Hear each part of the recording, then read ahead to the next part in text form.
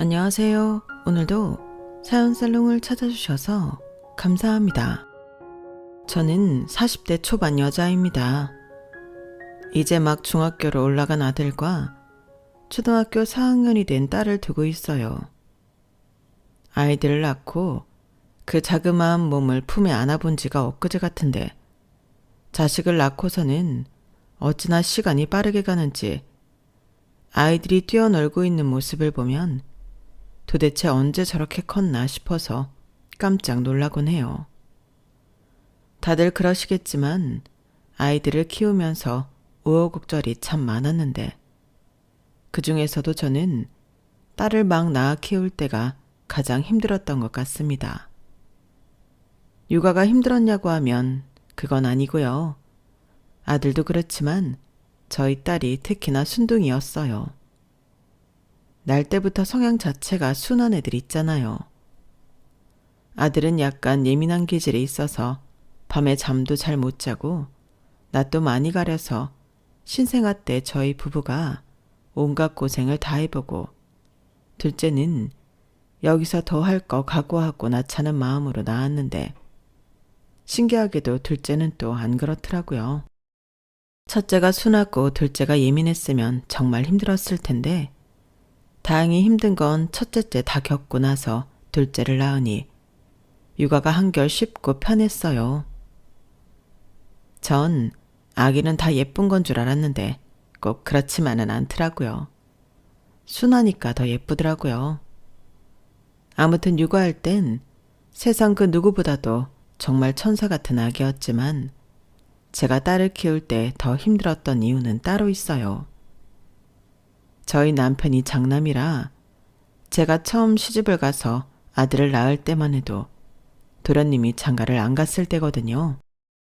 도련님이 막 장가 갈 준비를 할 때쯤 저희 아들이 태어나서 동서랑은 아들 돌잔치 때쯤 처음 만났던 것 같아요. 남편과 도련님이 나이 차이가 꽤 나는 거에 비해 저와 동서는 나이 차이가 얼마 나지 않았어요. 1살밖에 차이가 안 났는데 그것도 빠른 년생이라 저랑 같은 시기에 학교를 입학하고 졸업했더라고요. 사실상 친구와 다름없었죠. 동갑으로 정리해도 상관없었는데 동서에게 의견을 물으니 그래도 제가 먼저 들어온 큰 며느리이니 나이도 위인 걸로 정리를 하자고 하더라고요. 저야 어느 쪽이든 크게 상관이 없었으니 차라리 그게 마음이 편할 수도 있겠다 싶어서 나이는 그렇게 정리를 했어요.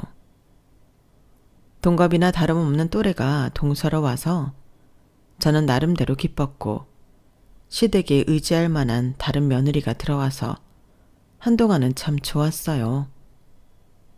아들밖에 없는 칙칙한 시댁에서 저 혼자 살가운 며느리 역할을 하는 게 사실 조금 힘들 때도 많았거든요.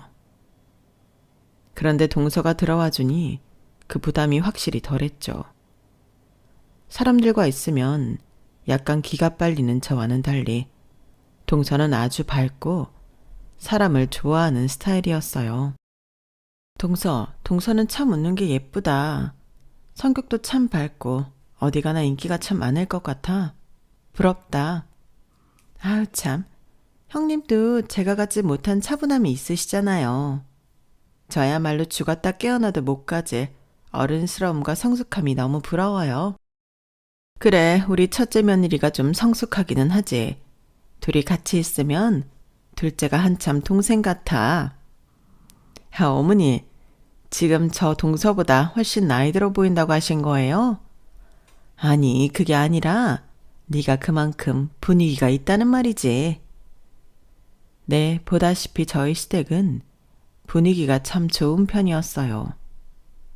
시어머님은 집안에서 물려받으신 유산이 꽤 되셨고 시아버님 사업이 잘 되어서 남편은 어릴 때부터 경제적인 어려움 없이 풍족하게 자란 편이었어요.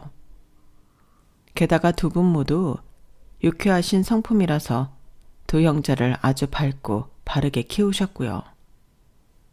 덕분에 가족 분위기도 화목할 수밖에 없었어요. 남편도 시동생과 그렇게 사이가 좋을 수 없어서 저도 결혼 전부터 시동생을 소개받아 종종 같이 놀고는 했을 정도거든요. 그래서 처음 시집 왔을 때 평소 낯을 가리는 제 성격으로는 정말 드물게 금방 적응을 하고 말문도 텄어요. 그만큼 편안한 분위기를 만들어주신 시부모님께 참 감사하기도 했고요. 아들만 둘 있는 집안에 큰 며느리로 들어가면 시집살이 좀 시킬 법도 한데 시부모님께서는 제게 시집살이라곤 조금도 시키지 않으셨고 이제는 서로 농담도 주고받을 만큼 가까워졌어요. 제게는 아들을 처음 가졌을 때부터 참 좋은 말만 해주신 감사한 분들이라 굳이 시댁에 형식적으로 노력하지 않아도 저절로 잘해드리고 싶은 마음이 샘솟더라고요. 요즘 세상에 참 만나기 힘든 현명한 시부모인데 제가 이 집에 시집을 오게 된 게 참 천운이었죠. 친구들과 오랜만에 만나면 이제는 다들 나이가 차서 대부분이 결혼을 했다 보니 시댁 이야기가 안 나올 수가 없는데 하나같이 입을 모아 저희 시댁을 부러워할 정도였어요. 야, 진짜 우리 시어머니가 니네 시어머니 반에 반만 닮아도 좋겠다. 우리는 만나면 잔소리 폭격은 기본이고 인생교회까지 꼬치꼬치 캐묻고 사촌의 친척은 얼마나 또 많은지 무슨 한 번 보고 그 다음부터는 평생 안 보고 살 인간들 결혼식은 다 오랜다. 진짜 미치겠다니까? 친구들에게 미안하지만 한 번씩 친구들이 살고 있는 며느리로서의 인생 이야기를 듣다 보면 숨이 턱턱 막히고 도저히 못 버틸 것 같은 기분이 들더라고요. 배가 부른 생각이라는 걸 스스로도 너무 잘 알았지만 제 상황이 아니다 보니 더 버겁게 느껴지는 게 사실이더라고요. 그래서 더 진심에서 우러나와서 시댁에 잘해드렸고 시댁에서는 제가 잘해드리니 더 예뻐해 주시는 선순환의 연속이었어요. 가만 보면 우리 엄마 아빠는 아들들보다 며느리를 더 예뻐하는 것 같아. 아유, 이놈아, 우리가 딸이 하나도 없지 않니? 맨날 칙칙하고 무뚝뚝한 아들놈들만 보다가 이렇게나 화사한 며느리 들어오니 우리가 눈이 돌지 안 돌아? 게다가 이렇게 싹싹한 것 좀 봐라. 너는 마누라한테 잘해 임마. 막내 너는 형수님 잘 봐뒀다가 꼭 형수님 같은 며느리 데리고 오고. 제가 진심에서 우러나와서 잘해드리긴 했지만 그렇다고 타고나게 싹싹한 성향도 못 되어서 딱히 특별하게 잘해드린 것도 없는 것 같은데 항상 분에 넘치는 사랑을 받아서 몸둘 바를 모르겠더라고요. 그러다 아들을 낳고 나니 저에 대한 시부모님의 애정은 더 커져만 가셨어요. 아, 진짜 우리 큰며느리가 효녀다 효녀. 요즘 세상에는 아들보다는 딸을 좋아한다고 해서 별로 기대도 안 했는데 어떻게 이렇게 잘생긴 완전님을 다 낳았을까? 엄마, 아들 둘이 있어서 딸 갖고 싶다고 하지 않았어요? 아, 그래도 손주가 하나는 왕자님이면 좋지. 우리 집안 대를 이어야 하는데. 이런 거 보면 엄마도 시엄마는 시엄마라니까. 아들 안 낳았으면 어쨌을 뻔했어. 그치 여보? 어휴, 이거사. 아들 아니면 아닌 대로 손녀딸 이뻐하면 되지. 시엄마를 뭘로 보고? 그래, 어머님이 그러실 것 같진 않은데? 이것 봐라. 내 마음 알아주는 건 역시 우리 며느리뿐이라니까. 애 낳는 게 보통 일이 아닌데 수고했다. 앞으로 100일 동안 몸조리 잘하는 게 중요해. 우리도 최대한 도울 수 있는 건 도와줄 테니 언제든 말하렴. 네, 감사합니다, 어머님. 손주를 안 예뻐하는 사람은 없겠지만 저희 시부모님은 특히나 더 첫째를 예뻐해 주셨던 것 같아요. 그래서인지 동서가 처음 시집 올 때도 동서보다는 제 아들에게 더 시선이 쏠려 있었고 동서의 이야기를 듣다가도 제 아들이 뭔가 조금이라도 튀는 행동을 하면 곧바로 아들 얘기로 주제가 바뀌는 민망한 상황들이 종종 연출되곤 했죠. 내심 그런 부분들이 동서에게 미안하긴 했어도 사실 어쩔 수 없는 부분이라고 생각했어요. 아이와 있으면 어른들이 신경을 쓰고 있어야 할 수밖에 없으니까요.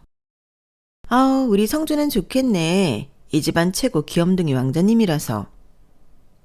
동서도 제 아들 손을 잡으면서 그렇게 말하길래 그다지 신경 쓰지 않는 줄로만 알았어요. 그런데 동서가 시집 온 지 반년쯤 됐을 때 저희가 시댁의 둘째 계획을 밝히면서부터 묘하게 동서의 태도가 달라지는 게 느껴졌어요. 어머님, 저희 둘째도 슬슬 준비하려고 해요. 어머나, 정말이냐? 고민 많이 하더니 낳기로 했구나? 네, 하나나 잘 기르는 게 맞을까 그런 생각도 했었는데 아무래도 형제가 있어야 아이도 덜 외로워할 것 같아서요. 저희가 좀 힘들더라도 애를 위해서는 그게 맞는 것 같고 또 저희도 첫째 한참 이쁠 때 생각하니까 둘째가 갖고 싶기도 해서요. 그래, 잘 생각했다. 아들이 있으니 둘째는 예쁜 딸이어도 참 좋겠네. 그쵸? 둘째를 가질지 말지에 대해서는 항상 애매한 태도를 유지했었는데 가지기로 했다고 하니 시부모님께서 참 좋아하시더라고요. 그런데 갑자기 동서가 대화에 황급히 끼어들었어요. 어머님, 아버님, 저희도 아이 계획 있어요. 저희도 곧 준비하라고 해요. 결혼한 지 반년도 채 안 되었을 때라 벌써 아이를 준비할 줄은 몰랐는데 생각보다 계획이 빨라서 다들 놀랐어요. 저희 부부는 1년 반 정도 신혼생활을 즐기다 준비를 했거든요. 동서 벌써 준비하게? 그래도 신혼기간 1년은 채우고 하지. 나중에 아쉬우면 어떡해. 에이, 아쉽긴요. 연애도 할 만큼 했고 애초에 결혼이 가정 꾸리려고 하는 건데 둘이 오래 시간 보내서 뭐해요. 나중에 자식 다 키우고 나서 자식들 떠나면 평생 둘만 서로 바라보고 살 건데 전 괜찮아요. 그치, 여보? 글쎄, 나는 좀 느낌상 빠른 것 같기는 한데 당신이 좋다면 상관없지. 서방님 표정을 보아하니 서방님은 신혼을 좀 아쉬워하는 것 같더라고요. 그래도 둘이 충분히 합의가 된 부분이니 시댁에도 얘기한 거라고 생각이 들어서 별로 신경 쓰이진 않았어요. 동서도 이제 나이가 있으니 빨리 준비해서 나쁠 거 없다고 생각하기도 했고요. 그럼 잘하면 우리 둘째랑 동서 첫째랑 친구 될 수도 있겠다. 좋네. 둘이 친구처럼 지내면 시댁 올 때마다 애들은 애들끼리 놀게 하면 딱이잖아. 아이, 그러게요. 그래도 제가 형님보단 빨리 낳아야죠. 어? 그건 왜? 형님은 이미 첫째 있으시잖아요. 저희 집 첫째가 형님네 둘째보다 늦게 태어나면 좀 보기 안 좋을 것 같은데? 시댁에 눈치도 보이고요. 어머, 동서, 무슨 그런 생각을 해. 시부모님 그런 걸로 눈치 주시는 분들 전혀 아니셔. 그래도 내가 이 집에 몇 년 더 일찍 들어와서 살아봤잖아. 그런 걱정은 안 해도 돼. 그래도 겉으로만 그렇지 속으로는 어떻게 생각할지 어떻게 알아요.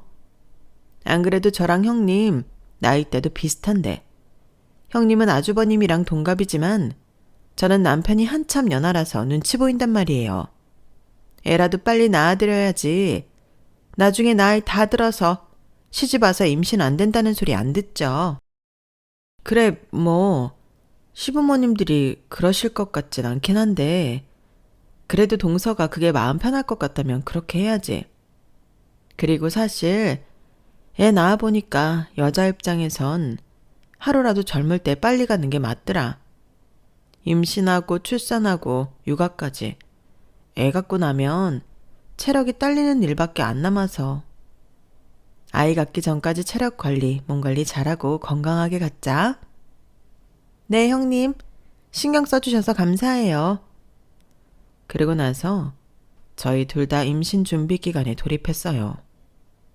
사실 저도 첫째 가질 때는 이것저것 많이 알아보기도 하고 몸에 좋다는 온갖 약도 지어 먹어보기도 했지만 한번 가져보고 나니 둘째 가질 땐 그렇게까지 열성적이지 않았던 것 같아요.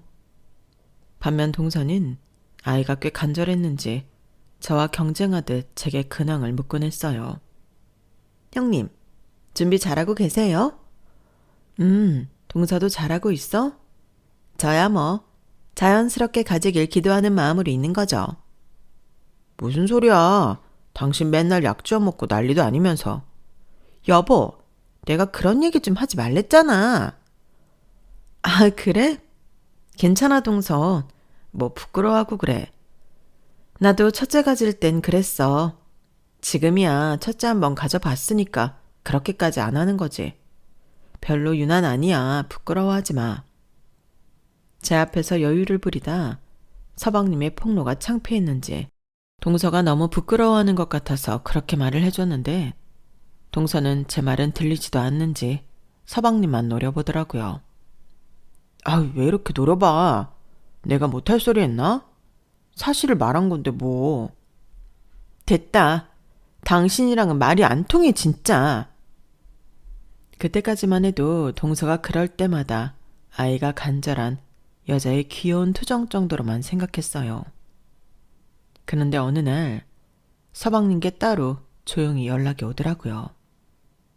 원래도 종종 연락을 주고받았고 안부 인사도 나누면서 친하게 지냈던 사이라 별 생각 없이 받았어요. 네, 서방님, 별일 없죠? 네, 형수님, 별일은 없긴 한데요. 앞으로 연락을 자주 못할 것 같아요. 미리 말씀드려야 이상하게 생각을 안 하실 것 같아서요. 왜요?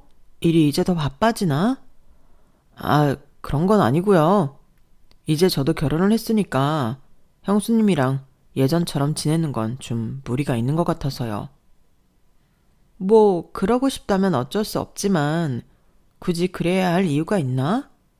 어차피 서방님이 결혼을 하나 안 하나 계속 가족인데. 아, 그렇죠. 여기서 더 설명드리기는 좀 어렵고요. 그런데 아무 말도 없이 갑자기 연락을 줄이자니 형수님께서 혹시나 서운해하실까봐 얘기는 하고 줄이는 게 나을 것 같아서요. 뭐 결혼해서 가정에 충실하고 싶은 거라면 이해해야죠. 연락을 아예 못하는 건 아니고 줄인다는 거죠? 네, 어떻게 아예 연락을 안 드리겠어요. 그럼 됐지 뭐. 우리가 이렇게 친하게 지내는 게 특이한 거긴 하니까요. 서방님에게는 대충 이해한 척 상황을 넘어가줬지만 솔직히 마음에 와닿지는 않더라고요. 저희가 다른 집들에 비해 친하게 지낸 건 맞지만 그렇다고 선을 넘어갈 정도로 연락을 자주 하거나 남편 없이 만난다든지 상식선을 아슬아슬하게 탈 정도로 친했던 것도 아니고 그냥 안부 인사도 하고 연락도 잊을만 할 때쯤 주고받고 시댁에서 만나면 농담하고 웃는 사이 정도였어요. 워낙 잘 지냈다 보니 개인적으로 그냥 남동생처럼 느껴져서 고민이 생기면 상담도 해주고 조언도 해주는 정도의 사이요. 물론 형수랑 서방님이 이런 관계인 걸 안 잊고게 볼 사람도 있긴 하겠지만 적어도 저희 남편은 아니었거든요. 특별한 사정이 있는 것도 아니고 결혼해서라는 이유를 갖다 대는 걸 보니 동서가 그걸 마음에 안 들어 했었구나 싶더라고요. 가뜩이나 결혼한 지 얼마 안 돼서 시댁에 적응하기 힘든데 남편은 형수와 친하게 지내고 있는 모습이 아내의 입장에서 마음이 좋지 않을 수 있다는 건 충분히 이해가 가더라고요. 그래서 그 뒤로 연락을 줄인다는 말과는 다르게 연락이 싹 두절됐어도 별로 서운하진 않았어요. 그걸로 인해 동서가 소외감을 느꼈거나 저를 안 좋게 보고 있었다면 차라리 이게 나았죠.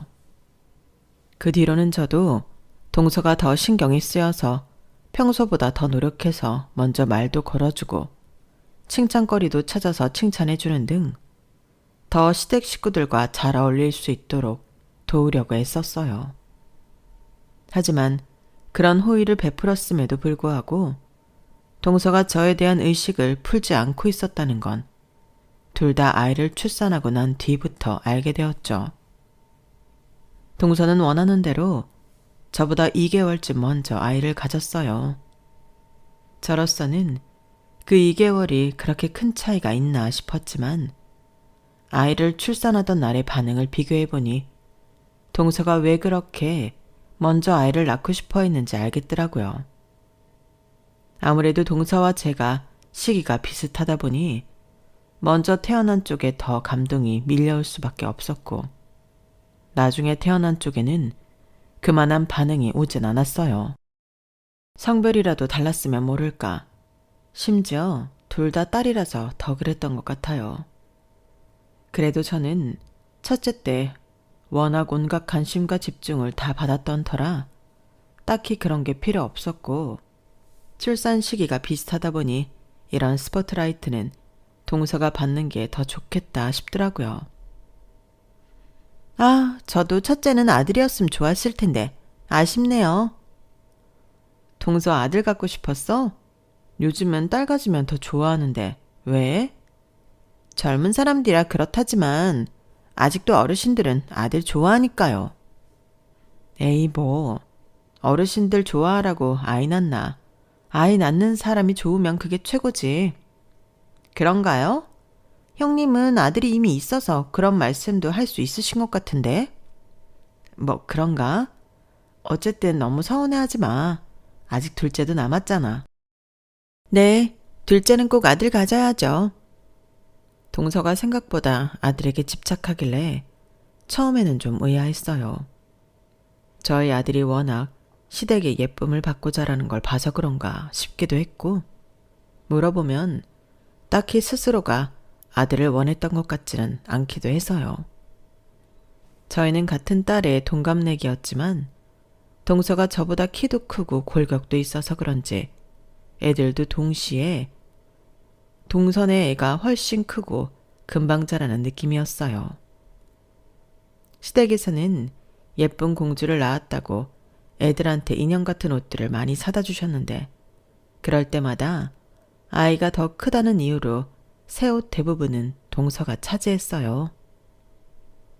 형님, 혹시 이 옷들 제가 먼저 가져가서 우리 희영이 좀 입혀도 돼요? 전부 다? 같이 입으라고 사다 주신 거잖아. 그냥 마음에 드는 거 반반 가져가면 될 것 같은데? 옷들이 하나같이 너무 예쁜데 반반씩 가져가면 다양하게 못 입잖아요. 형님도 아시겠지만 저희 애가 또래에 비해 몸이 너무 빨리 자라서 이런 거 받아도 몇 번 못 입거든요. 그래서 입을 수 있을 때 많이 입혀놓고 싶어요. 진짜 이런 외출복은 2번 정도 입나? 서너 번 입으면 많이 입는 거거든요. 형님도 애 키워봐서 애 옷 사는 게 얼마나 아까운지 아시잖아요. 형이 한번 싹 입히고 그대로 보내드릴게요. 그래봤자 종류도 많아서 최대 2번씩밖에 못 입히겠는데요. 뭐 그럴래? 그럼 깨끗하게 입고 보내죠. 당연하죠. 감사합니다, 형님. 감사하긴 뭐 내가 사다 준 옷도 아닌데. 좀 얼떨떨하긴 했지만 하도 사정을 하는 통에 저도 모르게 그 부탁을 승낙했어요. 저도 아들은 하도 쑥쑥 커서 옷을 몇 번 못 입히고 남 줘버린 적이 많아서 그게 어떤 마음인지는 알겠더라고요. 어차피 저는 남편이 있는 주말에만 애랑 외출을 하는 편이라 외출복이 그리 많이 필요한 것도 아니었어요. 동선에는 애기 데리고 외출을 많이 하나 보다 그렇게만 생각하고 넘어갔어요. 그런데 시간이 지나도 옷을 안 남겨주더라고요. 분명히 시조카가 옷을 처음 받았을 때에 비해 몸이 훨씬 컸는데도 동서는 옷에 대해 까맣게 잊어버린 모양인지 이런 방구가 없었어요. 슬슬 외출복이 필요해질 때가 되어서야 제가 먼저 말을 꺼냈죠. 동서, 근데 지난번에 어머님이 애들 입히라고 주신 옷들이 있잖아. 이제 희영이한테 안 맞을 때 되지 않았어? 우리 윤서는 지금 입으면 딱 맞을 것 같은데 다음에 만날 때쯤 갖고 와줄래? 어머, 그렇겠네요. 완전히 까먹고 있었어요. 형님, 꼭 갖다 드릴게요. 하지만 동서는 그 뒤로도 이렇다 할 연락이 없었어요. 결국 한 번 더 물어봐야 했죠. 동서, 혹시 내가 저번에 부탁한 옷은? 아, 맞다, 형님. 제가 자꾸 까먹어서 이번에는 챙겨왔어요. 근데요, 희영이가 워낙 왈가닥이라 몇몇 개는 좀 못 입을 수도 있겠어요. 어떡하죠? 아, 그래? 내가 보고 입힐 만한 거 있으면 입혀볼게. 애들을 키우다 보면 충분히 그럴 수 있으니 별 생각 없이 옷을 받아왔어요. 그런데 한두 번밖에 못 입히겠다던 새 옷들이 어떻게든 뽕을 뽑은 건지 그새 낡고 해져 있더라고요.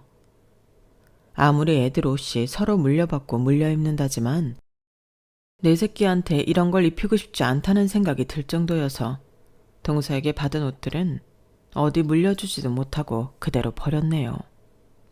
형님, 왜 윤서 그 옷들 안 입히세요? 입히면 엄청 이쁠 것 같은데. 아, 옷들이 자세히 보니까 올라가고 목 늘어나고 해진 데가 많아서 입히기가 좀 그렇더라고. 아, 그래요? 그래도 두세 벌 정도 입힐 만한 건 있었을 텐데.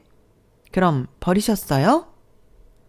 누구 물려줄 만한 상태도 아닌 것 같아서 일단은 버렸네. 네, 어쩔 수 없죠. 잘하셨어요. 솔직히 기다렸던 시간이 있었던 터라 도대체 애 옷을 어떻게 입혔으면 옷이 그렇게 되는 거냐고 묻고 싶었지만 턱끝까지 차오르는 질문들을 겨우 삼켰어요. 잘못 말하면 제가 시비를 걸거나 감정 상한 걸로 오인해서 일이 커질 수도 있으니까요. 그냥 그 다음부터는 애 몸이 크든 말든 어머님이 주시는 옷은 무조건 나눠서 가지고 와야겠다는 생각이 들더라고요. 그중에 저희 딸이 입으면 참 어울리겠다는 생각이 드는 옷들도 있어서 너무 아쉬웠어요. 그래도 어차피 제 돈으로 산 것들도 아닌데 아쉬워해서 뭐하냐는 생각으로 얼른 훌훌 털어버렸죠. 좀 짜증나긴 해도 다음부터는 그냥 어머님이 주실 때 내 몫을 챙겨놔야겠다는 생각이 들더라고요. 그리고는 애써 잊어버렸어요. 동서는 뒤로도 비슷한 느낌으로 얄미운 짓을 몇 번 반복하긴 했지만 제가 그럴 때마다 애써 쳐냈어요. 어떤 날은 실패했고 어떤 날은 성공하기도 했지만 그러려면 붙어있는 내내 동서를 경계하고 어느 정도 긴장도 하고 있어야 해서 마음이 불편하고 좋지 않더라고요. 하지만 그럴 수밖에 없었던 건 아이들이 커가면서 자연스럽게 더 격차가 벌어지는 덩치 차이 때문이었어요. 시조카는 동서를 닮아 그런 건지 정말 몰라보게 몸집이 쑥쑥 크더라고요. 아직 아기인데도 원체 잘 먹여서 그런지 팔다리도 길고 무게도 나가서 제 딸과 같이 눕혀놓으면 누가 봐도 연령대를 다르게 볼 정도였어요. 처음에야 그냥 신기하다 생각하고 말았는데 이게 은근히 만만히 볼 게 아니더라고요. 애기들이 기어다니기 시작할 때부터 시조카가 어쩌다 저희 딸 몸 위로 올라가게 되거나 하면 식은땀이 줄줄 났어요. 최대한 떨어뜨려 놓으려고 해도 시조카가 워낙 몸을 가만히 있지 않고 볼볼거리는 성격이라 잠시도 눈을 뗄 수가 없더라고요. 솔직히 아무것도 모르는 아기한테 뭐라고 해봐야 알아듣지도 못하고 자기가 뭐라고 있는지도 모를 텐데 시조카한테 뭐라고 할 수는 없으니 하루는 동서한테 부탁을 했어요. 동서, 이상하게 희영이가 우리 윤서를 엄청 좋아하나 보네. 자꾸 가까이 오고 얼굴도 만지려 하고 그런데 희영이가 자꾸 우리 윤서 몸 위에 올라가려고 해서 그것만 좀 못하게 희영이 좀 계속 봐줄 수 있을까? 보다시피 덩치 차이도 나고 윤서가 너무 괴로워해서 내가 좀 겁이 나. 물론 나도 늘 불안해서 눈을 안 떼고 있지만 어쩌다 한번 눈 떼면 그러고 있으니 가끔 아찔할 때가 있어서 동서가 좀 도와주면 훨씬 덜 피곤할 것 같은데 솔직히 그 나이 때 엄마치고 자기 애한테서 눈을 떼는 엄마는 별로 없을 거예요. 하지만 동서는 제가 늘 애들은 보고 있어서 그런 건지는 몰라도 저랑 같이 있으면 자기 애를 아예 안 보고 있더라고요. 저는 애 보느라 시댁 식구들이랑 대화도 제대로 못하고 있는 와중에도 동서는 애는 저한테 맡겨버린 데 팽개치고 시댁 식구들과 하하호호 하면서 제 속을 은근히 긁더라고요. 아, 형님은 정말 육아에 탁월하게 재능이 있으신가 봐요. 저는 정말 혼자 육아하려니까 죽겠던데. 그래도 첫째 키워봤다고 다르긴 다르신가 보다. 제가 시댁 올 때나 잠깐 애한테서 눈 떼지 언제 일해보겠어요. 형님 마음은 알겠는데 그냥 제 성정 자체가 원래 애한테만 눈을 꽂고 있지는 못해서요. 불안하시면 형님이 좀 더 보시는 게 맞는 것 같아요. 그런데 동서에게서 받은 대답은 정말 터무니없고 기가 막히더라고요. 다른 것도 아니고 네 애 네가 좀 보라는데 그걸 거절당할 줄은 솔직히 상상도 못했어요. 지금 생각해도 분하지만 그때 너무 당황해서 받아치지도 못하고 넘어갔어요. 불안하면 네가 보라는데 무슨 말을 더 할 수 있었을까요? 좀 억울하고 화나긴 해도 별 수가 없더라고요. 그 자리에서 동서랑 싸워가며 일을 크게 키우고 싶지도 않았고요. 점점 동서 때문에 시댁에 가는 게 스트레스가 되더라고요. 그렇게 부탁을 했는데도 종종 시조카가 작은 저희 애를 육중한 몸으로 짓누르는 걸 보면 이러면 안 되지만 시조카를 치워버리고 싶은 충동이 들 정도로 화가 나기 시작했어요. 주변 친구들에게도 이야기하니 친구들도 하나같이 혀를 내두르면서 똑같이 말하더라고요. 그 정도면 화병 생긴 거 아냐? 너도 당하고 있지만 말고 시자짓 좀 해. 형님한테 당하는 것도 아니고 동서한테 당하면 어쩌니? 그렇긴 한데 나도 똑같이 그러고 있으면 시댁 분위기만 더 나빠질까 봐서 그래. 알다시피 동서 들어오기 전에만 해도 시댁이랑 사이 좋았잖아. 그래, 괜히 집안 시끄러워졌다가 얘가 뒤집었으면 어떡해. 차라리 상종을 말고 가만히 있어. 어차피 시댁 식구들은 네 인품 잘 알잖아. 그럴 땐 참는 게 이기는 거다. 정말 화가 나서 치자 노릇 한번 해볼까 생각이 든 게 한두 번이 아니었지만 그럴 때마다 친구들이 해준 말을 되새기며 참았어요. 그런데 역시나 참는 것에도 한계가 있는 법이라 결국 일이 터지고 말았죠. 때는 시어머니의 환갑 잔칫날이었어요. 환갑잔치는 준비할 때부터 동서랑 작은 트러블이 있었어요. 평소에는 손 하나 까딱 안 하던 동서가 그날따라 환갑잔치는 직접 음식을 하자고 주장을 하는 거예요. 본인이 음식을 정말 맛없게 해서 집에서는 요리를 남편이 다 한다고 자랑하던 사람이 그런 소리를 하니까 황당해서 못 들은 척 좋은 식당을 예약해버렸거든요. 그랬더니 시부모님에게 쪼르르 달려가서는 저는 어머님 아버님한테 직접 음식 해드리고 싶었는데 형님이 그건 반대하셔서요. 이러고 있더라고요. 우리가 합쳐서 애가 셋이야 동서. 그런 건 애들 다 크고 해드려도 늦지 않으니까 너무 아쉬워하지 마. 내가 꼭 동서 나중에 시부모님 생신상 직접 차릴 수 있게 기회를 마련해 줄게. 본인이 하도 직접 요리하고 싶다길래 한 말이었는데 그 말엔 또 은근히 발끈하더라고요. 그러는가 말든가 이젠 저도 배째라는 마음이 돼서 무시했더니 그땐 그렇게 넘어갔어요. 막상 식당에 와보니 본인이 제일 맛있게 먹더군요. 한바탕 배부르게 식사를 하고 나서 동서가 제게 아이를 맡기고 화장실에 갔는데 저도 그 사이 급한 연락이 와서 뒤따라 화장실로 가게 됐어요. 그런데 거기서 먼저 통화를 하고 있던 동서의 목소리를 듣게 됐죠. 아, 엄마. 그니까 내 말이 그 말이야. 시부모님은 참 돈도 많으면서 그런 건 은근히 인색하다니까? 뜯어내려면 이리저리 머리 굴려야 돼서 피곤해 죽겠어. 그래도 아직까진 잘 되고 있어.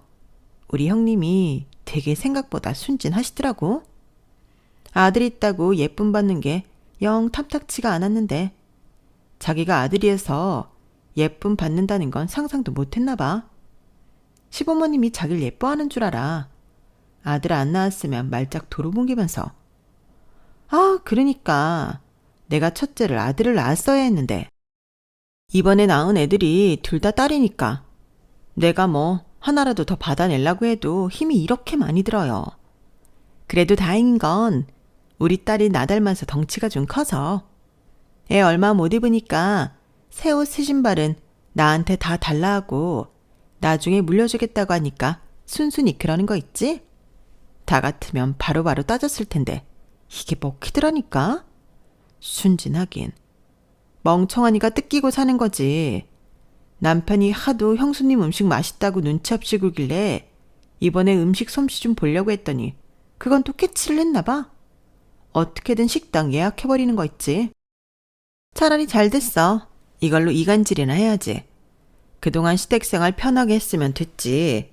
아들 낳고 자기가 여왕이라도 된 줄 알았을 텐데 아니라는 걸 깨우쳐줘야지. 처음엔 기가 막혀서 바로 앞에 나타나서 머리채라도 잡을까 했지만 금방 마음을 고쳐먹고 핸드폰 카메라 각도만 살짝 틀어서 동서가 전화하는 걸 영상 촬영만 했어요. 어찌됐건 제가 말로만 하는 건 시부모님께서 믿기가 힘드실 테니 이렇게라도 해야겠더라고요. 통화가 끝날 때까지 기다렸다가 동서 앞에 나타나니 동서가 귀신이라도 본 사람처럼 소스라치게 놀라더군요.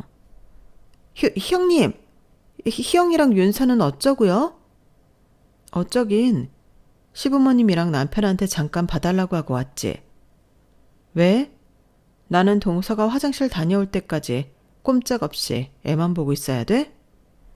그런 뜻 아닌 건 아시잖아요. 언제 오셨어요? 방금 오신 거죠? 유감스럽게도 아니. 왔다가 재밌는 구경을 해버렸지 뭐야. 누구랑 그렇게 재밌는 얘기를 해? 친정 어머니셔? 네? 동서도 동서지만 친정 어머님은 참 너무하시다. 딸을 그렇게 잘못 키웠으면 늦었더라도 바로 잡아주는 게 부모의 역할 아닌가? 뭐 그리 자랑스러운 이야기라도 다 들어주시고 맞장구 쳐주신대. 이런 거 보면 참 희영이 미래도 걱정이야. 자기 등치 산만한 것도 모르고 약한 애한테 치대는 버릇은 언제 고치려나? 동선의 친정 엄마께서 하시는 거 보니까 희영이도 가망 없겠네. 형님, 지금 뭐라는 거예요? 말씀 다 하셨어요? 왜? 나도 동서한테 꽤나 욕먹고 우스운 꼴은 다 당했는데 동서는 그렇게 해도 되고 나는 안 돼? 나한테 미안한 마음이 들면 그렇게 화낼 수 있니? 참나, 미안한 마음이 왜 들어요? 그럴 것 같았으면 애초에 안 했겠죠. 전요, 그냥 아들 낳았다고 벼슬이라도 탄 줄 아는 것 같은 여자들이 제일 싫거든요. 그래서 아니란 걸 좀 알려드리고 싶었던 것 뿐이에요. 그래? 그렇게 떳떳하고 정당하면 가족들 의견도 들어볼까? 동서가 그렇게 당당해도 되는 일인지? 참나, 왜요? 쭈르르 가서 다 말하려고? 말씀하세요. 나는 뭐 입이 없는 줄 아나? 입은 있지만 동서는 영상이 없지. 네? 뭐라고요? 저는 핸드폰 화면을 켜서 동서에게 보여줬어요. 가족 단체 톡방에 방금 찍은 영상을 올리기 직전의 화면이었죠. 그걸 본 동서의 얼굴이 그제서야 사태 파악이 됐는지 새하얗게 질리더라고요. 지금 여기서 버튼만 누르면 동서가 친정엄마랑 나눈 내용들, 동서가 통화하는 모습 그대로 다 온 가족이 보게 될 텐데 어때? 그래도 사과 안 할래? 아직도 동서가 한 짓이 떳떳해? 아니 형님, 유치하게 무슨 저희끼리 있었던 일을 가족한테 보내요. 그건 너무 치사한 거 아니에요? 글쎄, 동서가 뒤돌아서 바로 내 뒷담 까는 걸 겪었다고 생각해봐. 나는 그래도 동서 적응하게 해주려고 노력했다고 생각했었는데 그런 건 온데간데 없고 그냥 날 이상한 여자 만든 건 동서잖아. 나도 사람인지라 서운해. 그리고 동서가 그렇게 떳떳하다는데 나는 이해가 안 돼서 가족들 의견을 물어보고 싶은 것 뿐인데. 알겠어요. 알겠다고요. 형님이 원하시는 게 사과예요? 해드릴게요. 그럼 미안해요. 내가 잘못했어요. 별로 진심인 것 같지 않은데? 그럼 뭐 여기서 어떻게 하라고요? 무릎이라도 꿇어드려요? 그동안 제가 좋게 좋게 넘어가니 일정 수준 이상으로는 뭐라 못할 줄 알았는지 저를 도발하더라고요. 그 뻔뻔함과 함께 그동안 저를 어떻게 봐왔는지가 너무 그대로 느껴져서 정말 안 되겠다는 생각이 들더라고요.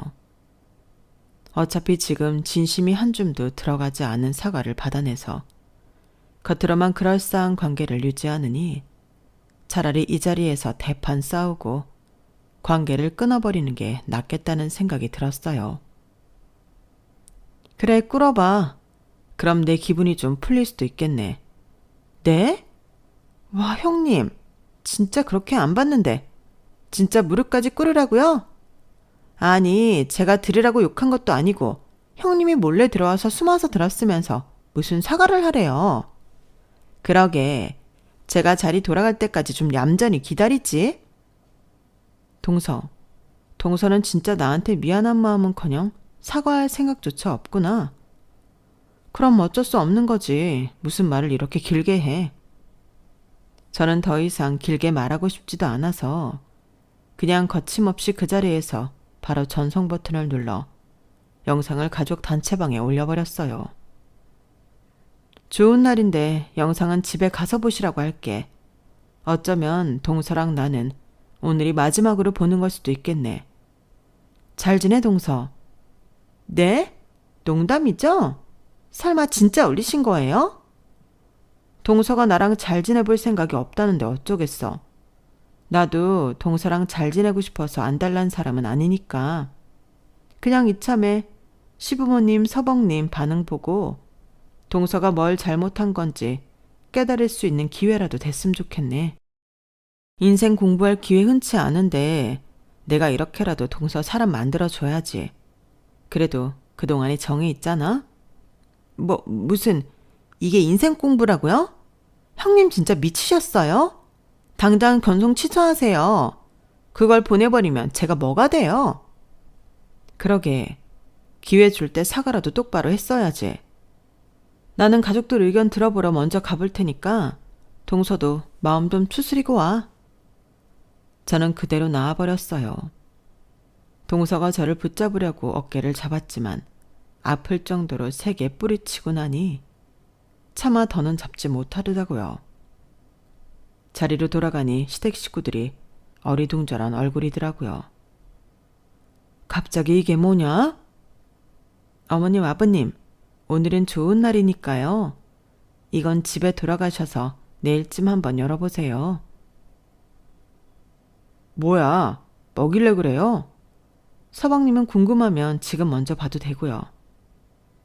제가 이어폰은 끼라는 신용을 하니 촉이 섰는지 핸드폰을 가지고 밖으로 나가더라고요.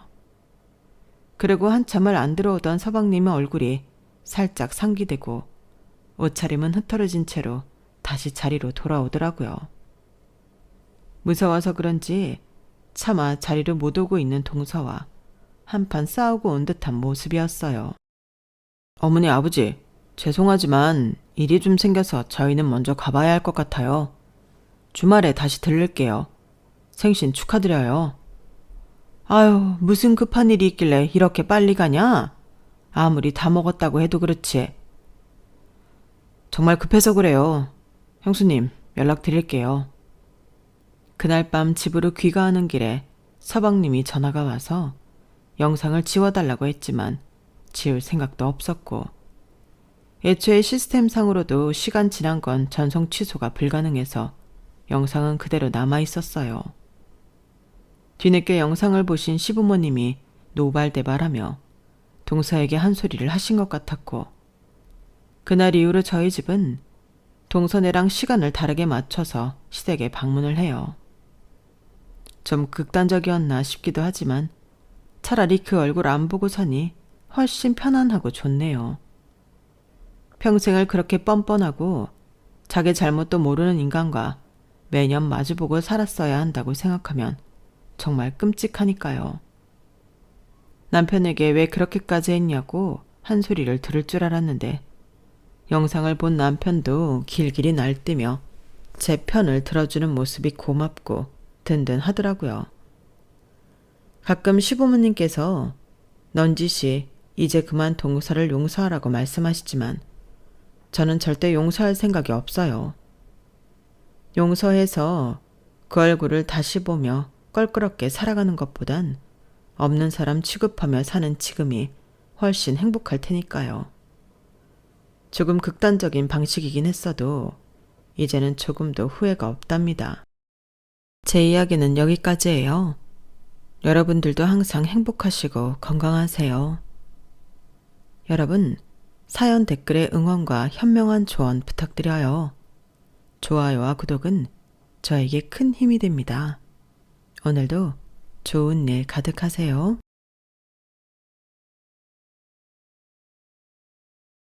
안녕하세요. 오늘도 사연 살롱을 찾아주셔서 감사합니다. 저는 경기도 용인에 사는 30대 중반의 여성이에요. 저는 웹소설에 관심이 있다고 하면 이름 한 번쯤 들어보셨을 웹소설 작가예요. 물론 필명이기도 하고 제가 웹소설 작가라는 걸 밝히지 않아서 모르는 사람들이 훨씬 더 많기는 해요. 제가 대학을 다니다가 중퇴를 했거든요. 대학 2학년 때부터 웹소설을 쓰기 시작했는데 생각보다 빨리 자리를 잡아서 저는 이 길이 제 운명이라고 확신을 하고 대학을 그만뒀어요. 부모님한테는 나중에라도 다시 학교에 돌아가겠다고 약속을 했고요. 엄마, 아빠, 나 지금은 좀 더 글 쓰는 일에 집중하고 싶어. 학교에서도 강의 머리에 하나도 안 들어와. 온통 글 생각뿐이야. 그러다 보니 학점도 잘 안 나오고 애들하고 어울리는 것도 귀찮아서 집에 빨리 오다 보니까 과모임과도 서먹해지더라. 이럴 바에는 지금 차라리 바짝 글을 써보고 나중에 다시 공부할 마음이 생겼을 때 학교에 복학하고 싶어. 나 이거 진짜 잘할 자신 있어. 예, 아무리 그래도 웹소설이라는 게 직업으로 할 수 있는 일이야? 그냥 소설가도 아니고 엄마 볼 때는 그다지 안정적이지 않을 것 같아서 걱정이다. 학교에 다시 마음을 붙이는 게 어때? 엄마 말에 아빠도 찬성이다. 그 웹소설이라는 거 책으로 정식으로 나오는 것도 아닌데 직업으로 하기에는 좀 그렇잖아. 저는 그래서 부모님께 그동안 제 통장에 들어온 수입 내역을 보여드렸어요. 돈 쓸 데도 없어서 그대로 모아놓다 보니 저금 액수도 꽤 됐고요. 그걸 보신 엄마 아빠는 놀라서 말을 못 하시더라고요. 내 소설이 잘 돼서 출판사에서 책 내자고 연락 왔어. 그러니까 나 지금은 이거 하고 싶어. 허락해줘. 응? 당시에는 웹소설이 막 자리를 잡던 시기라 부모님이 걱정하시는 것도 당연한 일이었어요. 제 생각이 워낙 확고하고 또 생각보다 제 벌이가 괜찮은 데다가 책까지 낸다고 하니 부모님도 마음을 바꾸시고 그럼 한번 해보라고 하셨어요. 대신 언제라도 공부해야겠다는 생각이 들면 복학하겠다는 각서도 썼죠. 그건 저도 그럴 생각이었어서 흔쾌히 그러겠다고 했어요. 시간이 갈수록 글을 쓰면 쓸수록 문장력도 늘었고 독자들이 어떤 부분을 좋아하는지도 캐치할 수 있게 됐어요. 그 덕에 저는 연재 하나를 끝낸 후 몇 달 쉰 뒤부터 새로 시작한 연재는 처음부터 꽤나 인기를 끌었어요. 그러다 보니 메인 작품에도 계속 소개되었고 제 이름도 알려지게 됐고요. 그렇게 3년 정도 더 했는데 제 작품을 해외에서도 관심을 갖더라고요. 그래서 해외 사이트나 출판사와 계약을 맺고 계약금도 받았죠. 저는 원래 언어에 관심이 많아서 제 작품 나간 나라들 언어를 따로 공부하기 시작했어요. 영어는 어느 나라에서든 통할 테니 회화 공부를 다시 시작했고요. 일본어하고 프랑스어, 나중에는 러시아어까지 했는데요. 처음에는 에이전시에서 번역해준 계약서만 봤는데 나중에는 각 나라에서 보내온 계약서를 제가 직접 훑어볼 수 있을 정도는 되더라고요. 이러도 영어 수준으로 할 정도는 됐고 프랑스어도 회화는 어느 정도 가능했어요. 러시아어는 저한테 좀 어려웠는지 읽고 간단한 문장 번역 정도까지 하긴 했네요. 러시아어 회화는 저한테 많이 어렵더라고요. 각 나라의 언어를 배우면서 좋았던 게 그 나라의 문화를 알게 되니 그게 또 글을 쓰는 데 도움이 되더군요. 외국을 배경으로 할 때는 수박 겉핥기가 아니라 제 작품의 퀄리티가 높아질 수 있었거든요. 저는 경력 7년 차에 계약금도 꽤 높아진 작가가 되어서 가끔 대기업이나 공공기관에서도 스토리를 의뢰해 오기도 했어요. 그러다가 남자를 만나서 사귀게 되었는데요. 오늘 제가 이 사연을 쓰게 된 이유가 바로 이 남자 때문이에요. 정확하게는 이 남자의 엄마와 형수가 문제였어요. 저와 1년 넘게 사귀었으니 이제부터 남친이라고 할게요. 남친은 공공기관에서 홍보 담당을 맡는 주무관이었어요. 자기네 기관에서 하는 일을 알기 쉽게 스토리텔링 해달라는 게 의뢰 내용이었고 그것 때문에 만나다가 남친이 먼저 사귀자고 해서 만나게 된 거였어요. 물론 저도 처음부터 인상 좋고 호감형인 남친한테 마음이 있는 상태였고요. 남친도 처음 봤을 때부터 제가 마음에 들었다고 하더라고요. 미나, 너 생각보다 훨씬 젊어서 처음 봤을 때 좀 놀랐어. 내가 다른 웹소설 작가님들도 만나봤는데 웹소설 작가님들도 꽤 나이 있으신 분들 많더라고. 근데 이렇게 젊은 나이에 이 정도로 글을 쓰고 성공하다니 미나 진짜 대단한 것 같아. 에이, 나는 대신에 대학 다니다 말았잖아. 실은 나중에 복학하려고 했는데 너무 오래 안 다니기도 했고 대학 다닐 필요성을 못 느껴서 일단 자퇴서 냈어. 나중에라도 공부해야겠다 싶으면 다시 가려고 해. 반드시 정규대학 가야 되는 건 아니니까 사이버 대학이든 방송통신대학이든 어디든 가면 되잖아. 그래, 맞아. 자기만의 고유성을 갖고 성공할 수 있는데 꼭 정해놓은 대로 정규대학 가고 졸업해서 취직하고 안 그래도 되지. 솔직히 미나, 네가 부러워. 나는 그런 재주가 없으니까 공부 빡세게 하고 공시생으로 한 3년 굴렀잖아. 미나, 너처럼 하는 게 진짜 대단한 거야. 에이, 자기 재능에 맞게 일 잘하면 다 대단한 거지 뭐. 나만 대단한가? 오빠도 3년 공부해서 된 거면 잘한 거야. 몇 년씩 해도 안 되는 사람들은 안 되잖아. 남친은 이렇게 제 일을 존중해주고 제가 택한 길에 대해서도 열린 마음을 가진 사람이었어요. 그런 사람이 제 남자친구라 뿌듯했고요. 그렇게 1년 넘게 사귀다가 저희는 자연스럽게 결혼을 약속하게 됐어요. 당연히 결혼해야 된다고 생각했던 것 같아요. 저도 그렇고 남자친구도요.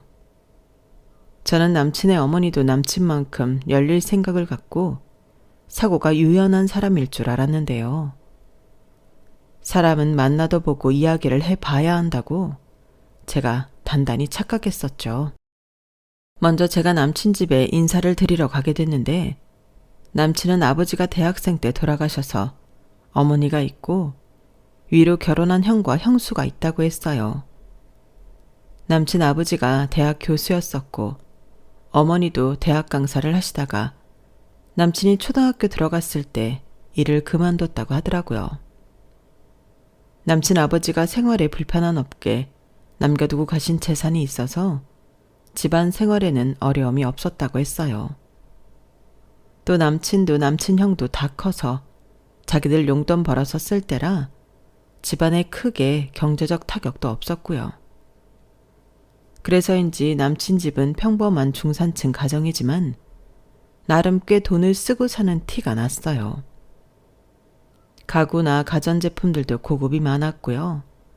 대학 교수 부인이었고 당신도 강사로 대학생들을 가르친 적이 있으시니 지적이고 고상할 거라는 상상을 하게 되더라고요. 물론 겉으로 보기에는 그랬어요. 꽤나 우아하기도 했고요. 하지만 속을 들여다보니 그게 전혀 아니었어요. 남친의 형수는 한술 더 떴고요. 음악 전공을 했다는데 동네 피아노 학원에서 파트타임으로 아이들을 가르친다더라고요. 그런데 둘 다 제가 대학을 중퇴했고 웹소설을 쓴다니 태도가 180도 싹 달라지는 거였어요. 남친 어머니는 제 앞에서 아주 민망한 말을 하더라고요. 형준이 너, 얘 대학 중퇴했다는데 그거 알고 만난 거야? 아니, 그러면 최종 학력이 고졸이라는 건데 너 고졸 만나고 다녔어? 그런 애를 집에까지 인사시키러 왔고 너 정신 나갔어? 제가 너무 놀라 충격을 받고 멍하니 있는데 남친 형수까지 나서더라고요.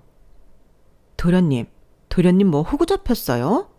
그러지 않고서야 어떻게 이런 수준 안 맞는 여자랑 결혼을 하겠다고 하시겠어요?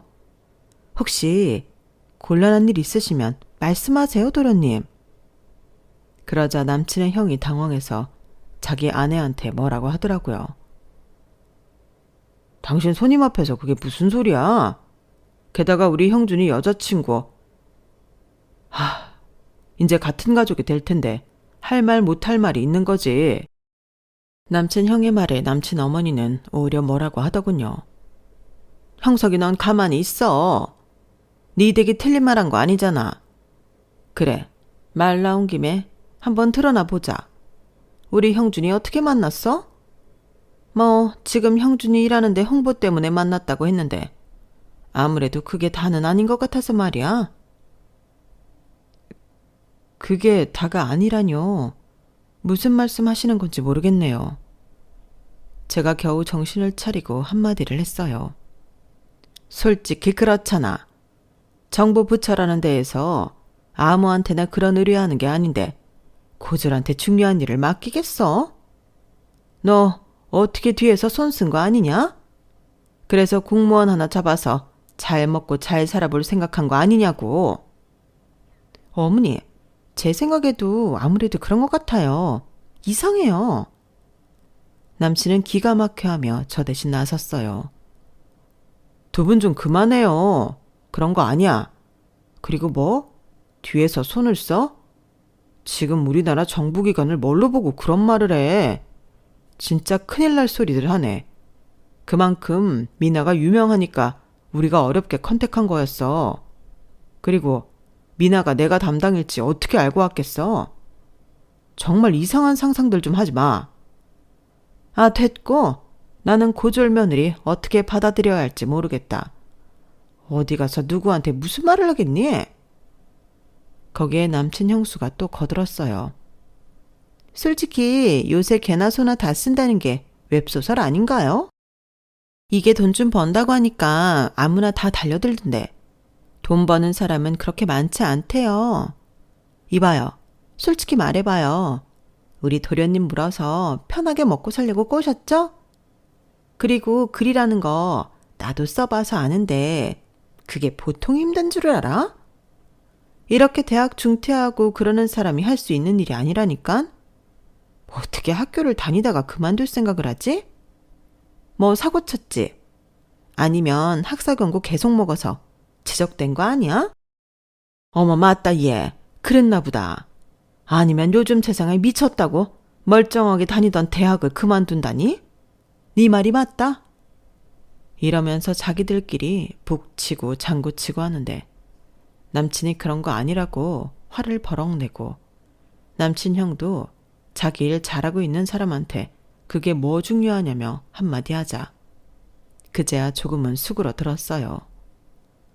하지만 그 다음부터 두 사람이 보여준 행동이 가관이었어요. 어쨌든 남친 집에까지 왔으니 예의는 지키고 제 할 도리는 해야겠다 싶어서 밥도 같이 차리고 식사를 하게 됐어요. 그 후에 잠깐 남친하고 남친 형이 마트에 가서 과일을 사오겠다고 한 후에 정말 우스운 일이 벌어졌어요. 갑자기 남친 어머니랑 형수가 자기들끼리 영어로 대화하더라고요. 이게 무슨 황당한 경우인지 너무 어이가 없어서 두 사람이 뭐라고 하는지 못 알아듣는 척 지켜봤죠. 뭐 남친 형수가 미국에서 바이올린으로 2년 유학했다더니 그때 영어를 익혀둔 걸 써먹는 것 같더라고요. 남친 어머니는 원래 영어를 좀 했던 모양이고요. 어머니, 진짜 웃기지 않아요? 저 여자 너무 뻔뻔한 것 같아요. 여기가 어디라고 감히 결혼을 하겠다고 하요? 누가 아니라니? 형준이 걔는 어쩌다 눈에 콩깍지가 씌어서 저런 걸 데려왔나 몰라. 지가 뭐가 부족하다고 저런 모자란 대학 중퇴의 웹소설? 그런 희한한 걸 하는 애랑 결혼을 하겠다는 건지. 이거 100% 저 여자가 꼬신 거예요. 도련님 원래 순수하고 착하잖아요. 아이 모르겠다. 제가 나 망신 주려고 작정했어. 대학 중퇴한 며느리 맞는다고 누구한테 청첩장을 줄 수 있겠냐고. 내가 정말 저런 수준 안 맞는 애를 집에 들여야겠어? 어머니, 그럴 게 아니라 우리 머리를 써야 해요. 그래, 우리 둘이 생각을 좀 해보자꾸나. 저는 눈앞에서 무슨 블랙 코미디가 펼쳐지는 것 같아 한심했지만 저를 어떻게 생각하는지 너무 뻔히 보이고 이렇게 대놓고 사람을 무시하는 행태에 결혼 생각이 싹 가시더군요. 어쩌면 그걸 바라고 그런 행동을 했는지도 모르겠어요. 제가 아무 말 안 하고 가만히 듣기만 하자 정말 영어 한마디 못하는 줄 알고 계속 짓거리더군요. 예, 쟤 봐라. 우리가 영어로 말하니까 한마디도 못하잖아. 저런 애랑 우리가 어떻게 얼굴을 맞대고 살아? 제 말이요, 어머니. 이건 진짜 너무한 것 같아요. 라는데 저는 웃음이 터져 나올 뻔한 걸 겨우 참았어요. 두 사람이 한다는 영어는 정말 기초적인 단어들이었고 대단한 문법이나 어려운 말을 쓰는 것도 아니었거든요. 게다가 남친 형수는 미국에서 공부까지 했다는 사람이 어찌나 쓰는 단어들이 저렴한지 유학 시절에 어떤 사람들하고 어울렸을지 안 봐도 알겠더군요. 거기서 제가 영어를 입에 올리며 확 기죽이고 싶기도 했지만 이미 그럴 마음조차 없을 만큼 저는 그 사람들을 상대하고 싶지 않았어요. 남친은 나중에 저를 배웅하며 미안하다고 몇 번이고 사과했지만 저는 결혼은 아무래도 못할 것 같다는 쪽으로 기울었죠. 그걸 어떻게 남친이 상처받지 않게 잘 말할 수 있을지 그게 고민이라면 고민이었어요. 남친하고 남친 형은 정말 좋은 사람들이었지만 제가 시댁에 가면 가장 많이 부딪힐 사람이 시어머니랑 남친 형수인데 그런 사람들하고 같이 있고 싶지도 않았고 두 사람을 감당해낼 자신도 없더라고요. 또 내가 뭐가 아쉬워서 그런 집에 시집가서 대접도 못 받고 사나. 그럴 바에야는 차라리 혼자 살면서 좋아하는 일이나 실컷 하는 게 낫다. 그런 마음이 들었어요. 그런데 정말 결혼이 하기 싫어져서 그런 일이 생긴 건지 마침 제가 택시를 타고 외출을 하다가 뒤에 차가 받는 추돌 사고가 나지 않았겠어요. 저는 허리랑 목을 강하게 부딪혀서 일단 택시 기사님 연락처를 받아서 돌아왔는데요. 긴장이 풀리고 나니까 갈비뼈 있는 데가 너무 아프더라고요. 저는 물리치료 몇 번 받으면 나으려나 했는데 의외로 갈비뼈에 금이 갔다는 진단을 받게 됐어요. 그 외에도 허리 충격에 목 디스크 증상도 있어서 계속 병원에 한의원까지 다니며 치료를 받아야 했어요. 그 바람에 자연스럽게 남친이 저희 집에 오는 게 미뤄졌고요. 저는 차라리 잘 됐다고 생각하며 어떻게 남친한테 이 결혼을 안 하겠다고 해야 할지만 고민했어요. 그런데 어느 날 남친이 신이 나서 저한테 전화를 했더라고요. 미나야, 너 다쳤다니까 엄마가 너 맛있는 거 사주신대. 땡땡 백화점 식당가 예약하셨대. 거기 요즘 인기 많은 데라서 예약하기 어려운 데인데 특별히 너 잘 먹어야 한다고 형수한테 부탁해서 예약하셨다는 거야. 엄마가 너에 대해 마음이 바뀌셨나 봐. 너무 잘 됐지. 하지만 저는 남친 형수랑 남친 어머니가 갑자기 마음을 바꿀 리 없다고 생각했어요. 둘이 같이 저를 부른다니 뭔가 쎄한 게 감이 안 좋더라고요. 정말 감사하기는 한데 이번에는 오빠 혼자 가면 안 돼? 나 목 디스크까지 와서 진짜 힘들거든. 갈비뼈 금 간 것도 아직 잘못 움직이면 아파서 그래. 나도 너 교통사고 난 것 때문에 나중으로 미룰까 했는데 이렇게 흐름 좋을 때 확실하게 잘 보여서 점수 따면 좋잖아. 오빠는 내가 점수를 따야 된다고 생각하는 거야? 물론 네가 그래야 되는 건 없긴 하지. 그래도 엄마가 전에 안 좋아하시는 티를 내셨으니 이럴 때 마음에 들게 하면 우리 결혼하고 나서도 훨씬 편하니까 그렇지. 오빠, 안 그래도 내가 할 말이 있는데 나 지금 바로 회의 들어가야 돼. 잠깐 짬내서 전화한 거라. 나중에 들를게. 그리고 내가 너 집으로 데리러 갈게. 그러면 괜찮지? 많이 안 움직여도 되고. 그럼 그날 보자. 이렇게 전화로는 제가 하고 싶은 말도 못하고 끝이 났고 저 역시 아직 어떻게 말을 할지 완전히 정리가 안 됐기 때문에 나중에 말하자 싶었어요. 일단은 남친 말대로 남친 어머니가 보자는 식당에 가기로 했고요. 며칠 뒤 약속 날이 되어서 남친은 저를 데리러 집 앞에 왔어요. 저는 마지막이 될지도 모르는 자리이니 끝까지 예의를 지킬 생각에 꽤나 잘 차려입고 집을 나섰죠. 그 모습에 남친은 제가 자기 엄마한테 잘 보이려는 거라고 생각했는지 엄청 좋아하더라고요. 이렇게 명품 옷으로 차려입은 저를 보면 마음이 바뀔 거라나요? 솔직히 제가 자기 엄마한테 잘 보여야 된다고 하는 남친의 사고방식에 좀 실망했어요. 물론 양쪽 부모님께 각자 잘 보이고 싶은 마음에 더 행동을 조심하는 건 당연하다고 생각해요. 하지만 저 같은 경우는 대학 중퇴했다고 완전히 무시당하고 별 말 같지도 않은 소리를 다 들었잖아요. 그러면 자기 엄마랑 형수가 저한테 사과도 하고 두 사람이 잘못했다는 걸 확실히 해줘야 되는데 오히려 저한테 잘 보이라고만 하니 저는 빈정상했던 거죠. 아무튼 남친이 차를 주차한 후에 잠깐 업무 때문에 통화를 하게 돼서 저 먼저 시간에 맞춰 식당으로 올라갔어요. 그랬더니 아니나 다를까 남친 어머니와 형수가 저를 보더니 바로 영어로 대화를 시작하는 거였어요. 정말 누가 봐도 우스꽝스러운 모습이었어요. 다른 사람들도 있는 공공장소에서 되도 않는 영어로 대화를 하는 한국 사람들이라뇨.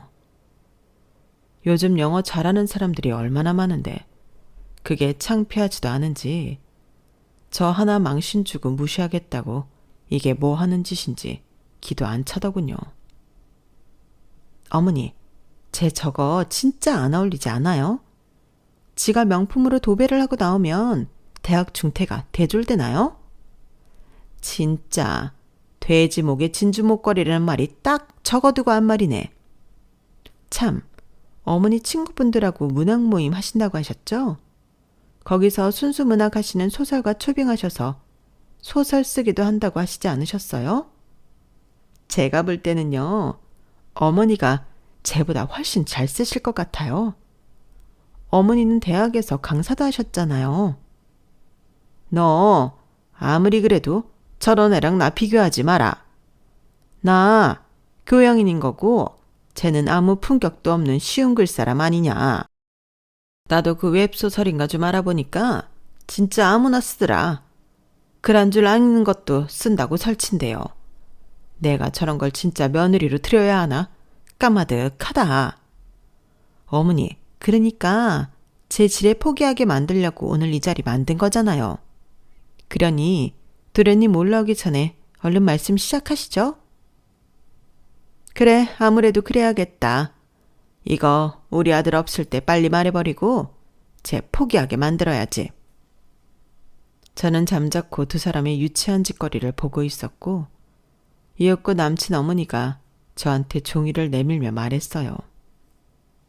이거 우리 형준이랑 결혼하면 해와야 될 혼수 목록이다. 그리고 집이랑 차도 네가 해와야 된다. 알겠니? 우리 형준이 같은 월급 따박따박 나오고 잘릴 걱정 없는 직업 가진 남자랑 살려면 적어도 그 정도는 해야지. 혼수 목록은 무슨 막장 드라마 하나에서나 보던 의사, 변호사 아들 가진 엄마들이 여자한테 내밀 법한 그런 품목들이 적혀 있었어요. 게다가 24평 아파트도 내가 얻어야 하고 자기 아들이 타고 다닐 차도 제가 사야 한다니 무슨 이런 경우가 있나 싶더군요. 네가 대학 중퇴이면서 우리 집 같은 수준 있는 집안에 시집 오려면 이 정도는 각오해야지. 이걸로도 네 학력은 커버가 안 되는 거 알아뒀으면 좋겠다. 남친 어머니 말이 끝나자 이번에는 형수가 나서더라고요.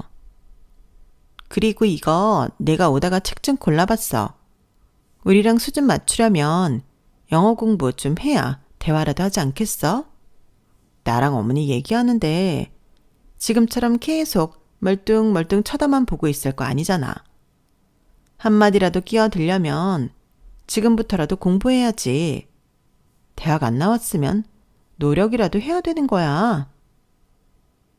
남친 형수가 건네는 종이백을 보니 기초 회화책에 기본 문법책이 2억 원 들어있더라고요. 공부는 때가 있다고 하지만 때를 놓쳤으면 늦게라도 열심히 해서 우리 수준을 어느 정도 쫓아라도 와야지. 처음에는 쉬운 걸로 공부하다가 차차 레벨을 높이면 된다. 저는 이제는 끝내야 될 때가 왔다는 마음이 들었어요. 남친 마음을 최대한 상하지 않게 하려고 고민하다가 결혼 그만두자는 말을 못한 건데 더는 그럴 필요가 없겠더군요. 그래서 제가 영어로 이렇게 말했어요. 아, 이렇게 망신을 주면 제가 결혼 안 할 거라고 생각한 거군요. 참 생각한 수준이 너무 유치해서 뭐라고 말을 해야 좋을지 모르겠네요. 저의 유창한 영어 실력의 두 사람은 눈이 동그래져서 서로를 쳐다만 보더라고요.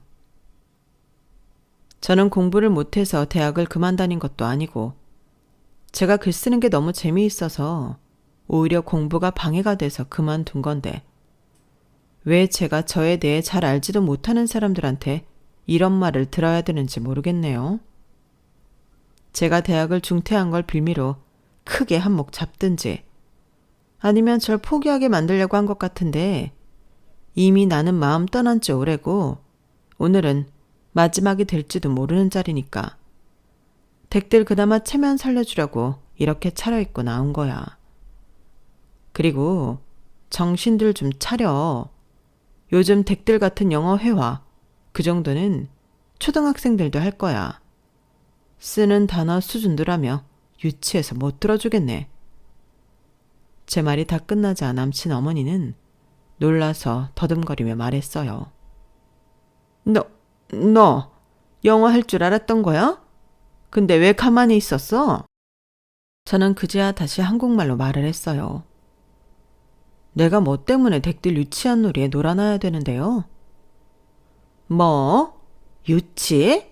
하, 글쎄 어디서 영어 단어 좀 찾으면서 달달 외워온 모양이네. 그런다고 우리가 눈 하나 깜짝할 줄 알아? 라는 남친 형수를 제가 무섭게 쏘아봤죠. 그랬더니 놀랐는지 움찔하며 고개를 움츠리더라고요. 거기요. 미국에서 음대 나왔다고 했죠.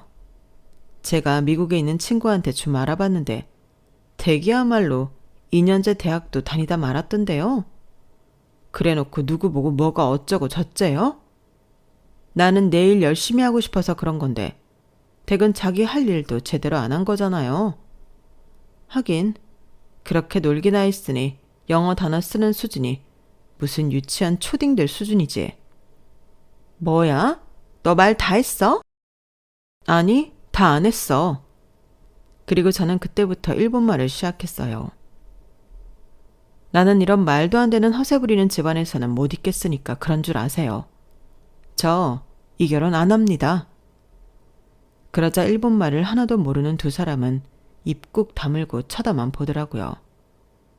저는 내친 김에 같은 말을 프랑스어로도 했죠. 아니, 너는 우리를 얼마나 우습게 봤으면 그렇게 외국어를 할 줄 알면서 가만히 있었던 거야? 우습게 본 건 제가 아니고 그쪽 아닌가요? 그때 남친이 식당에 들어와 우리 자리를 찾았고 저는 남친을 보자마자 파혼을 선언했어요. 오빠, 미안해. 내가 정말 오빠 상처 주기 싫어서 어떻게 말해야 하나 고민만 하다가 시기를 놓쳤거든. 그래도 오늘만큼은 내가 예의를 지키려고 이렇게 차려입고 나왔는데 오빠 형수랑 어머니는 나 같은 사람한테 이런 옷은 돼지 목에 진주 목걸이라고 하더라. 그리고 오빠랑 결혼하려면 내가 24평 아파트도 하고 오빠 타고 다닐 차도 새로 사고 혼수도 무슨 의사 변호사한테 시집가는 것만큼 해와야 된대. 미안한데 나는 내가 소중해. 나를 이렇게 우습게 보고 대학 중퇴했다는 이유로 계속 영어로 대화하면서 내가 못 알아들을 거라고 생각하고 험담하는 사람들하고는 같이 못 살 것 같아. 그러니까 오빠도 이쯤에서 마음 접어. 이렇게 통보하게 돼서 미안해. 제 말에 남친은 굉장히 놀랐어요. 그리고 자기 엄마가 줬다는 홍수 목록을 보더니 얼굴이 일그러지더라고요. 대체 두 사람 왜 그러는 거예요? 미나가 어떤 사람인지 알기나 해요? 두 사람이 하도 난리쳐서 말할 타이밍을 놓쳤는데 형수, 웹소설 자주 읽는다고 했죠? 땡땡이라는 작가 알아요? 알죠. 그럼요. 나 종이책도 다 샀는데요. 땡땡이 바로 미나예요. 미나 소설은 벌써 몇 개국으로 번역돼서 나가고 있고 앞으로도 계약이 줄줄이 있는 작가라고요. 남친 말에 남친 형수는 너무 놀라서 들고 있던 컵까지 떨어뜨렸어요. 어머 세상에, 진짜요? 땡땡이 정말 저 아가씨 도련님 여자친구라고요? 아니 어떻게 이런 일이... 야, 그건 말이 안 되잖아. 그럼 이름이 왜 미나가 아닌 거야? 제가 너 속인 게 분명하다. 저는 너무 어이가 없어서 깔깔 웃음을 터뜨렸어요. 아니, 연예인들도 예명을 쓰고 소설가들은 필명 쓰는 사람이 얼마나 많은데요. 문학 모임의 초빙한 소설가는 그런 것도 알려주지 않았나 봐요. 그리고 요즘 영어하는 게 뭐 그리 대수해요. 여기서 두 사람이 한 짓이 얼마나 우스운지 다른 사람들한테 좀 물어보시고요. 세상을 넓게 보고 사세요. 얼마나 우물한 개구리로 살면 요즘 실정도 모르고 그러고 살아요? 제가 이런 말을 하는 새에 핸드폰으로 저를 검색해보던 남친 형수는 갑자기 비명을 꽥 질렀어요. 어머, 맞네. 여기 인터뷰하면서 사진 나왔던 게 있네. 땡땡이 도련님 여친 맞네. 어머, 진작에 알려줬으면 이러지 않았을걸. 이제는 그런 것도 내 탓하는 건가요? 반성이라는 건 진짜 모르네요. 남친 어머니도 형수 핸드폰에 나온 제 인터뷰 기사와 사진을 보더니 그제야 얼굴이 새파래지며 어쩔 줄 몰라 하더군요. 자기들이 너무 저를 몰아붙인 데다가 저한테 유치하게 영어 기본 문법 책하고 회화책까지 줬으니 할 말이 없었던 거죠. 그럼 저는 제 뜻은 다 전달한 것 같으니 이만 가볼게요. 오빠, 그동안 즐거웠어. 잘 지내. 나 먼저 갈게. 그러자 남친 어머니가 저를 붙잡더니 미안하다고 하더군요. 예, 우리 다시 차근차근 이야기해보자. 내가 정말 실수를 했다. 그러니 우리한테 다시 기회를 줄 수 있겠니? 이번에는 내가 정말 잘하마. 맞아요, 미나 씨. 아니, 작가님. 제가 정말 큰 실수를 했어요. 우리 도련님은 정말 괜찮은 사람이잖아요. 저나 어머니 생각하지 말고 도련님만 보고 결혼하세요. 네? 싫은데요.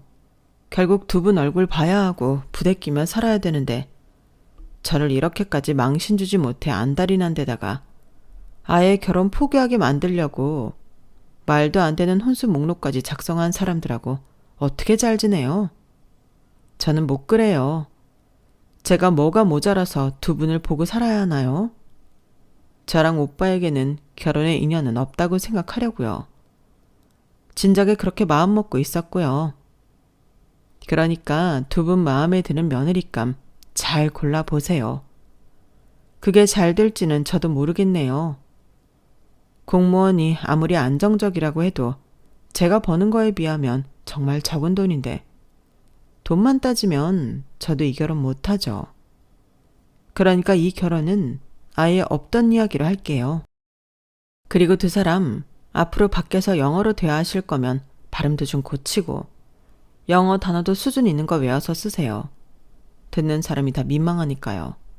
아시겠어요? 제 말에 두 사람은 얼굴이 새빨개져서는 고개를 푹 숙였어요. 남친은 화가 나는 걸 꾹 참으며 자기 엄마한테 이러더라고요. 엄마 때문에 내 결혼까지 깨진 거 나 두고두고 기억하고 있을게. 진짜 사람 창피하게 이게 뭐 하는 짓들이야? 도련님, 그러지 말고 저 아가씨, 아니 작가님 잡아요. 우리가 언제 저런 잘 나가는 작가님 다시 보겠어요. 됐어요. 형수가 결혼해요? 내가 하지?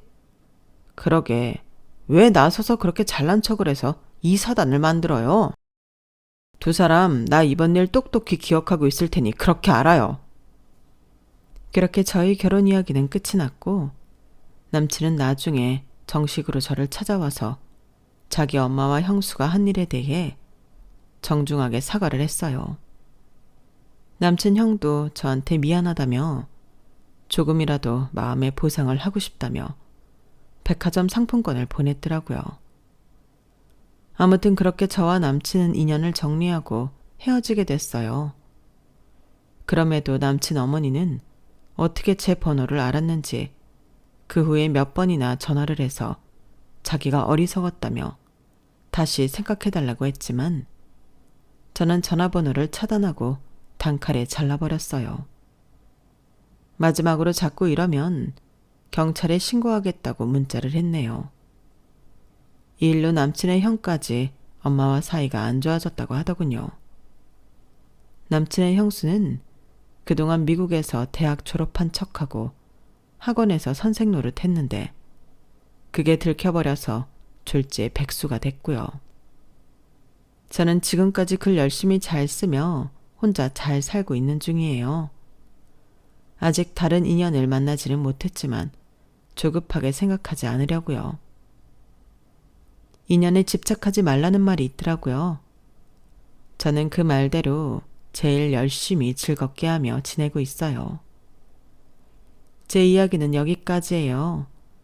다음에는 혹시 또 즐거운 사연으로 찾아뵐 수 있는 기회가 있었으면 좋겠네요. 들어주셔서 감사해요. 여러분, 사연 댓글에 응원과 현명한 조언 부탁드려요. 좋아요와 구독은 저에게 큰 힘이 됩니다. 오늘도 좋은 일 가득하세요.